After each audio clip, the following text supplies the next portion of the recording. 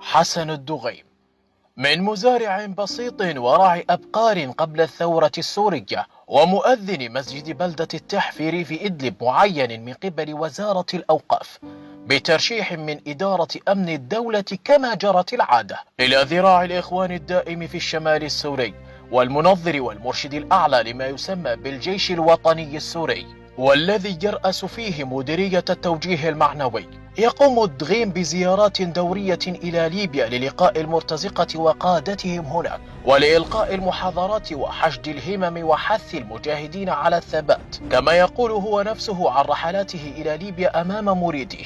وقد حصل الدغيم على أموال طائلة من حكومة السراج، وظهرت عليه مظاهر الترف والبحبوحة بشكل كبير، وأصبح من أصحاب الأملاك ورجال الأعمال، وأجرى عمليات شفط الدهون والتخسيس والتجميل بعد زياراته المتكررة إلى ليبيا.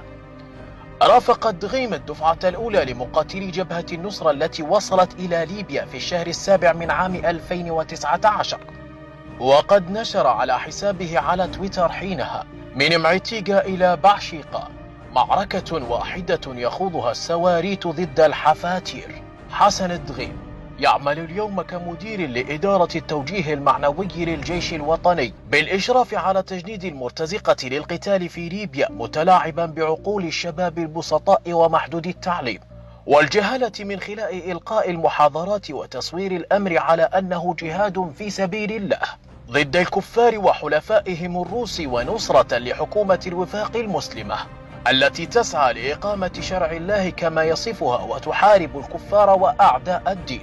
ولا يكتفي هذا المجرم بتجييش فصائل الجيش الوطني والإشراف الشرعي والديني كما يسمونه على معسكرات التدريب التي أقامتها تركيا والإخوان لتدريب وإعداد المرتزقة، بل يقوم بزيارات دورية لمخيمات اللجوء والقرى سعيا منه لتجنيد الشباب، مستغلا حاجتهم وحاجة أسرهم المادية وجهلهم الديني والعلمي، ولا يتورع عن تجنيد القصر والأطفال.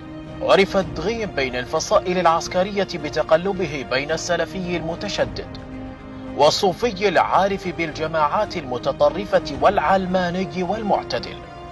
تارة تجده ينشد للمجاهدين برفقة المتشدد عبد المنعم زين الدين، وتارة أخرى الخطيب المتفوه بالثوار والمجاهدين، وتارة في حضن جبهة النصرة ورئيس الهيئة الشرعية في عموم إدلب، وتارة أخرى الشيخ الواعظ المرابط على الثغور والذي يرتدي اللباس الأفغاني، ثم تراه يجالس المتشددين داخل المغارات والكهوف، والظهور بمظهر الشيخ السلفي ذو الشارب المحفوف والمقرب من الشيخ يعقوب العمر الشرعي الأول لجبهة النصرة. وفي اليوم التالي الشيخ المعتدل الأنيق الذي يرتدي طقما وربطة عنق ويعتلي المنصات السياسية والإعلامية ليتحول إلى مفكر ديمقراطي ويلتحف علم الثورة. وفي اليوم التالي يتحول إلى الشيخ الواعظ للجيش الحر والكاره للتيارات الإسلامية، إلى الحاج سنويا لبيت الله على نفقة أهل الخير كما يقول.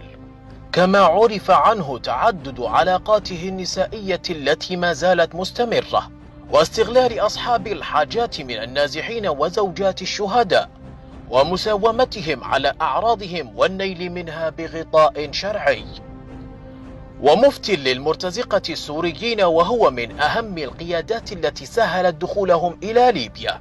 أمن التواصل المباشر بين الحكومة التركية ووزير حكومة الوفاق باشاغا وقيادات الفصائل السورية التي جاءت إلى ليبيا للقتال في صفوف حكومة الوفاق.